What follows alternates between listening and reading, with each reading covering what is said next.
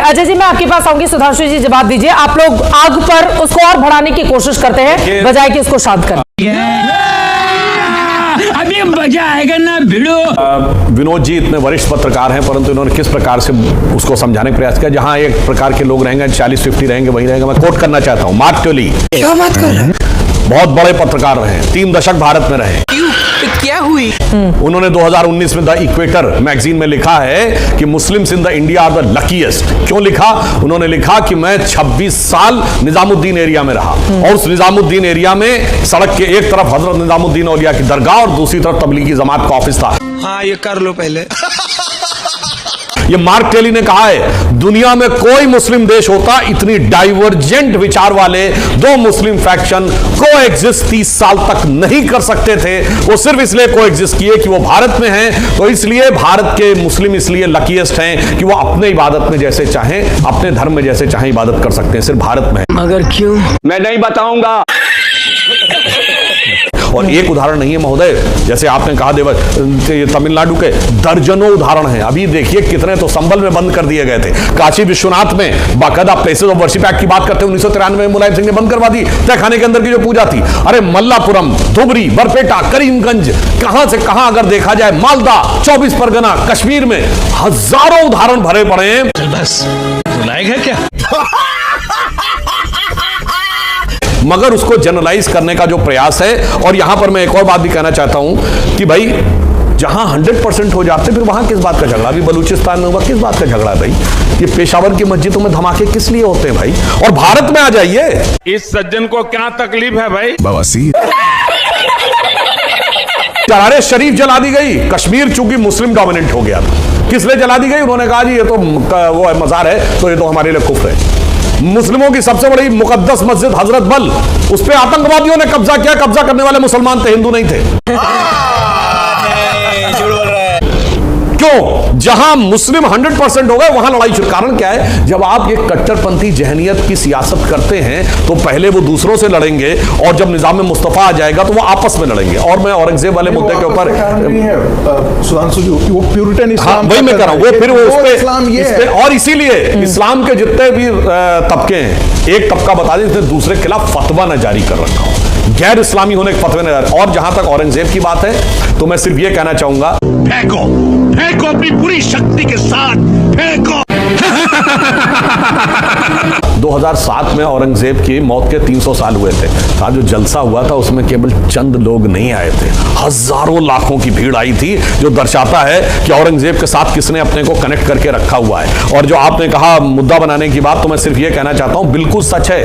औरंगजेब के पूरे खानदान पे दिल्ली में सड़कें, औरंगजेब रोड है, शाहजहां रोड है, जहांगीर रोड है, अकबर रोड है। और इवन हिंदी में ये वर्ड यूज होता तुगलकी फरमान, तो तुगलक रोड भी है, बाबर रोड भी है। ये सब क्यों बनाई गई थी? कितने तेजस्वी लोग हैं हमारे पास, कितने शानदार विचार रखते हैं जी, और कुछ लोग मनोरंजन भी करवाते हैं। और मैं लास्ट में सिर्फ ये कहना चाहूंगा, बाकी तो छोड़ दो किसने क्या किया। उसने अपने 3 सगे भाइयों की हत्या करवाई, अपने सगे बड़े भाई दारा शिकोह का सर काट के जेल में बंद अपने बाप को भेजा, और शाहजहां को 1 सुराही पानी देता था। और जब शाहजहां ने उससे कहा 2 सुराही पानी दे दो, उसने कहा ना 1 सुराही में काम चलाओ। तो दुखी होकर उसके बाप ने फारसी में उसको कविता लिखी और उसको लिख के जवाब में कहा, ए पिसर तू अजम। उसमें लिखा क्या है ये सुनिए सर। नहीं मालूम नहीं है। कोई बात नहीं, हम तो चूतिए हैं। अच्छा बताइए क्या लिखा उस कविता में? अरे ये सारी चीजें मालूम है? नहीं अब मैं बता रहा हूं, सुनिए, वो सुनना ही यही समस्या। उसने लिखा, ए पिसर तू अजम मुसलमानी, ए पिदरे जिंदा आप तरसानी, आफरीन हिंदुआन सदबार, जय पिदरे जिंदा पिदरे मुर्दामा दायम आप। मतलब तू कैसा मुसलमान है जो बूंद बूंद पानी के लिए जिंदाबाद को तरसा रहा है। मैं 100 बार आफरीन करता हूं काफिर हिंदुओं को जो अपने मरे हुए बाप को भी श्राद्ध पक्ष में पानी देते। ये बात थी, ये छुपाई गई है, यानी उसने खुद एक्सपोज कर दिया। तुम्हें कैसे पता चला? तुम्हें कैसे पता चला? मैं नहीं बताऊंगा कि वो किस तरीके अपने घर में क्या तो छुपाई गई तो आपको कैसे पता लग गई? अरे छुपाई गई तो आपको इतिहास में नहीं पढ़ा किसी ने। इतिहास में कैसे? इतिहास में नहीं पढ़ाया गया। और कैसे नहीं पढ़ा संभाजी के बारे में इतिहास में नहीं पढ़ाया गया। मैं कहना चाहता हूं संभाज, अब सुनिए, तू है कौन रे? औरंगजेब के तो पूरे खानदान का नाम सबको पता मारियो जी, है। हाँ। संभाजी के बारे में किसी को पढ़ाया गया? देश धर्म पर मिटने वाला शेर शिवा का छावा था, और परम प्रतापी महाप्रतापी एक ही शंभू राजा था। नहीं, उन्होंने लिखा हुआ है। मुबारक हो। था पर बंगाल सरकार ने, जब कम्युनिस्ट सरकार थी बंगाल में विनोद जी, तो नोटिफाई किया विधिवत। मेडिवल हिस्ट्री को आप सच नहीं दिखाइए, उससे हिंदू मुस्लिम वैमनस्य बिल्कुल, ये रिटर्न में आदेश है, रिटर्न में है। ज्योति और बसु सरकार पार्लियामेंट के डिबेट में मुरली मनोहर जोशी ने इसे कोट किया था। जब संस्कृत मगर जातिगत तनाव का आधार ना हो तो खूब पढ़ा जाएगा। मैं 10 सेकंड खत्म।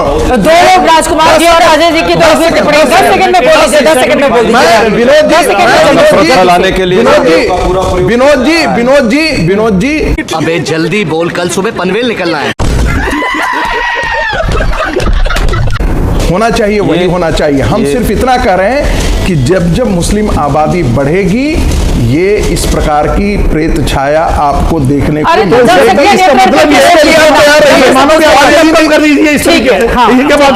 मैं तो कहा क्या कर रहे थे, क्या नहीं कर रहे, मैं ये नहीं कर रहा हूँ। मैं सिर्फ ये कर रहा हूँ कि ये पैटर्न पूरी दुनिया में दिखाई देते हैं। अब आपको ऐसा लग रहा है, ये आपको तय करना है। कौन है ये लोग, कहाँ से आते हैं? अरे पागल है साला। ऐसा लग रहा है इस देश में या इस्लाम आने से पहले दुनिया में लड़ाइयाँ नहीं होती थी। नहीं, तो डिस्कवरी ऑफ इंडिया पढ़ लीजिए, डिस्कवरी ऑफ इंडिया पढ़ लीजिए। बोला तो इस्लाम के आने से पहले यहाँ पर धर्म को लेकर के इसका रक्तपात नहीं होता था। सुनिए, डिस्कवरी ऑफ इंडिया में पंडित जवाहरलाल नेहरू ने लिखा। आप भी नहीं पढ़े, दूसरे लोग भी पढ़े हैं, सुन तो लीजिए। रुको जरा, सबर करो। नहीं हमने कहा, अरे लड़ाइयाँ सत्ता की हैं, उसको आप धर्म का रूप देंगे। अरे धर्म की लड़ाई है सर, बाबर जो है ना, बाबर ने गलती मत कीजिए, ये गलती मत कीजिए। आप गलती मत, मतलब इस्लामिक इतिहास के बारे में थोड़ा सा समझ लीजिए। बाबर ने इतिहास के बारे में बाबर ने इब्राहिम लोधी को मारा गया, तो काफिर के नाम पर क्यों मारा जाता था? काफिर के नाम पर क्यों मारा जाता था? इसकी माँ का भोला चेहरा। धर्म की लड़ाई बिल्कुल सारे समस्या की बात कर रहे हैं। इसीलिए उनके मुसलमान सेनापति थे राणा प्रताप के हकीम। मैंने इसीलिए कहा ना, और इसीलिए बाबा ने पहली बार राणा सांगा के खिलाफ इसीलिए कहा ना कि आप, मैं कहना नहीं चाहता, टिप्पणी नहीं करना चाहता हूँ। कौन है ये पागल आदमी? ये शैलो विश्लेषण जो है ना, इस देश के लिए कोड शैलो विश्लेषण आपका अपना होगा, नहीं होगा। जरूरी है, लेकिन वर्तमान को तो सही बनाना है ना, जिसको लेकर हम लोग चर्चा कर रहे हैं। थोड़ा आगे बढ़ते हुए, दो लोगों की बिल्कुल टिप्पणी नहीं हो पाई है। अजय जी, मैं आ रही हूँ 30 सेकंड जल्दी से राजकुमार जी के। बोलिए। आपकी औकात बता रहा हूँ सर, बुरा नहीं मानना सर। देखिए, दोनों ने केवल ये पेंट करने की कोशिश की कि मुसलमान बहुत बुरे होते हैं, जहां जहां मुसलमान है वहीं समस्या है, और उसके लिए उसको लेके इतने झूठ बोले हैं कि जब मुसलमान नहीं थे तो कोई झगड़ा ही नहीं था। मतलब जब महाभारत हुई थी तो मुसलमानों की वजह से हुई थी। सॉरी अगर राम रावण का युद्ध हुआ तो मुसलमानों की वजह से हुआ। धागा खोल दिया एकदम।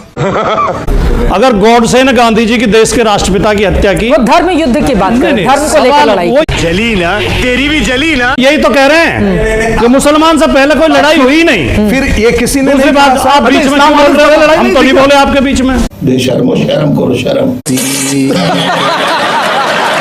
ठीक है। दूसरी बात, उन्होंने कहा, सुधांशु जी ने कहा कि सारा आतंकवाद वही है जहां मुसलमान। कश्मीर का उदाहरण, इसका उदाहरण, तो ये नक्सलवाद किस वजह से?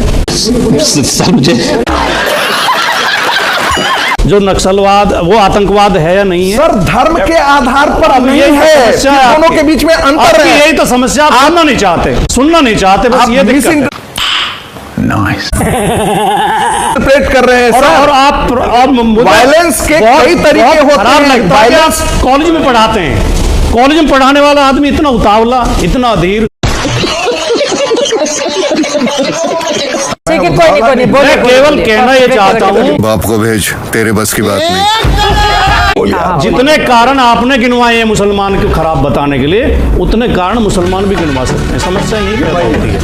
मत करिए ऐसा। बेकार है भैया, मैं तो टूट गया मैं तो अब।